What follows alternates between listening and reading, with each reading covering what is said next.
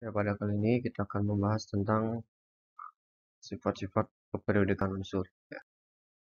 Di sifat-sifat keperiodikan unsur ada 4. Yang pertama dari jari-jari atom.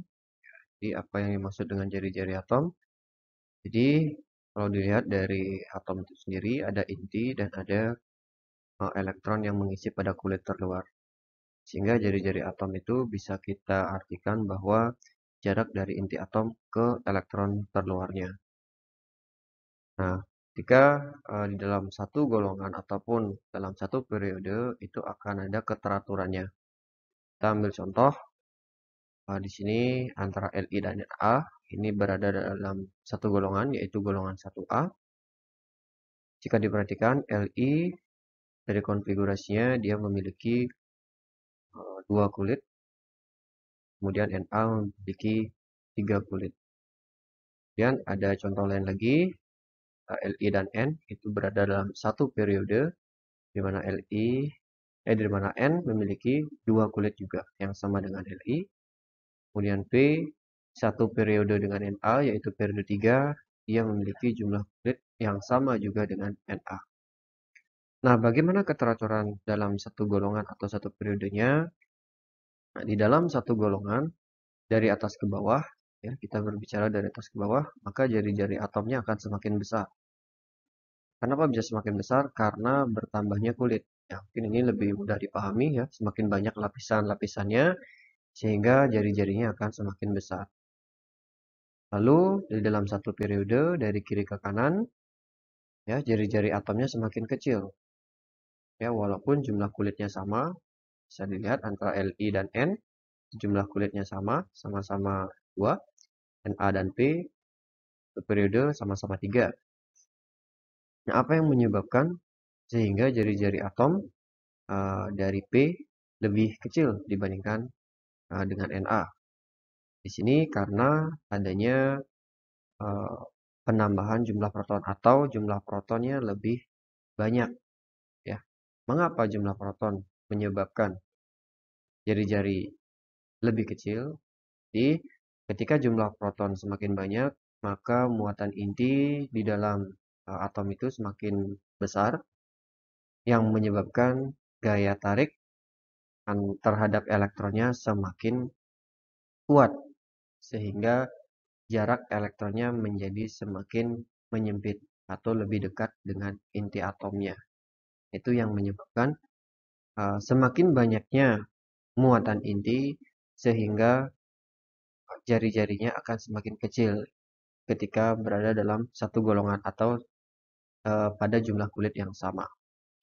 Alasan ini tidak berlaku ketika jumlah kulitnya berbeda ya. Oke, kita lanjutkan ke energi ionisasinya. Nah, apa itu energi ionisasi? Di energi ionisasi adalah energi yang diperlukan oleh suatu atom untuk melepaskan elektron pada kulit terluarnya. Jadi, ini yang mempengaruhi elektron itu atau atom itu membentuk suatu ion ya nanti namanya ya. Itu ion positif. Nah, di sini kita ambil contoh yang pertama, dia memiliki 2 kulit, perhatikan. Kemudian di sebelahnya dia memiliki 3 kulit. Nah, ini masih dia atom litium dan natrium ya. Di konfigurasinya seperti di awal tadi. Nah, jumlah kulit ini tentu mempengaruhi ya. Mempengaruhi terhadap apa? Terhadap gaya tarik menarik antara muatan positif yang ada di dalam atom, inti atom, terhadap elektron yang berada pada kulit terluarnya.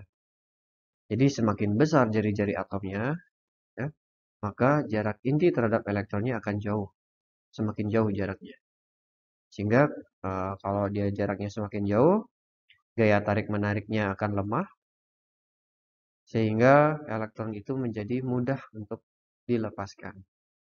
Nah, itu kita bandingkan. Mengapa jadinya energi ionisasi litium lebih besar daripada natrium? Karena untuk melepaskan elektron pada kulit terluar di atom litium itu lebih sulit dibandingkan natrium. Alasannya sudah ya, dijelaskan.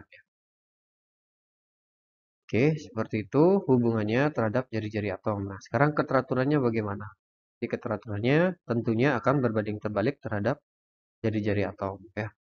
Di dalam satu golongan dari atas ke bawah energi ionisasinya semakin kecil. Nah, alasannya ya tentunya sama ya, jarak inti dengan elektronnya semakin jauh. Sehingga elektronnya mudah lepas. Kemudian dalam satu periode dari kiri ke kanan energi ionisasinya semakin besar ya. Ya, karena jarak dari inti dengan elektron semakin dekat, gaya tariknya kuat sehingga elektron itu sulit untuk lepas dari atom itu sendiri.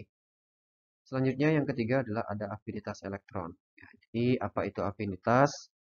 Itu adalah energi yang diserap atau dibebaskan oleh atom ketika dia menangkap satu elektron pada kulit terluarnya. Atau dengan kata yang sederhana adalah kecenderungan suatu atom untuk menangkap elektron. Mudah atau tidaknya dia menangkap elektron. Ya. Ini kita ambil contoh yang sama antara lithium dan natrium, mana afinitas lithium itu lebih besar daripada natrium, atau kecenderungan untuk menangkap elektron yang berada di luar atom itu lithium lebih kuat dia dibandingkan dengan natrium. Oke, alasannya ya semakin besar jari-jari atom, jarak intinya jauh ya sama seperti tadi, kemudian gaya tariknya lemah.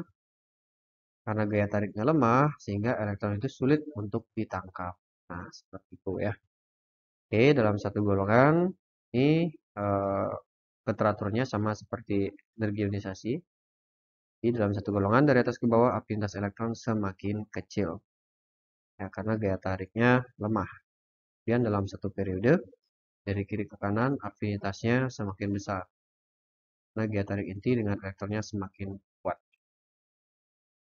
Nah, kemudian sifat keperiodikan yang keempat yaitu keelektronegatifan. Nah, kalau tadi tiga sifat yang sebelumnya itu kita berbicara per individu dari atom itu sendiri ya. Tetapi kalau keelektronegatifan di sini kita berbicara ketika dia sudah membentuk molekul ya. Nah, di mana keelektronegatifan itu adalah kemampuan suatu atom untuk menarik elektron dalam keadaan senyawanya. Jadi ini istilahnya seperti persaingan antara dua kubu ya, yang mana yang lebih kuat untuk menarik elektron itu sendiri. Sehingga di sini juga berpengaruh dari apa? Dari jari-jarinya. Nah, di sini dapat diperhatikan antara atom Na dan Cl yang membentuk natrium klorida atau NaCl. Ya, keelektronegatifan klorin ternyata lebih besar daripada natrium. Ya, sudah jelas ya. Alasannya ya karena semakin kecil jari-jari atom, jadi klorin itu lebih kecil jari-jarinya. Jadi jarak inti terhadap elektronnya dekat ya. Jadi elektron yang mana? Elektron yang berada di antara Na dan Cl itu maksudnya ya. Kemudian gaya tariknya klorin lebih kuat sehingga elektron itu lebih mudah tertarik. Jadi berada lebih dekat ke posisinya Cl. Itu ya. Oke, dalam satu golongan dari atas ke bawah keelektronegatifan semakin kecil. Nah, ini sifatnya sama seperti energi ionisasi dan afinitas. Kemudian dalam satu periode dari kiri ke kanan keelektronegatifannya semakin besar. Oke. Nah, seperti itu kalau kita bisa lihat di dalam tabel periodik ini sendiri. Jadi yang berbeda adalah jari-jari atom ya. Sehingga untuk mengingat ya ingat saja satu jari-jari atom sehingga untuk tiga sifat yang lainnya tinggal dibalik saja. Nah, kalau jari-jari atomnya besar, maka tiga yang lainnya akan kecil. Itu pun juga sebaliknya. Oke, mudah-mudahan bisa dipahami.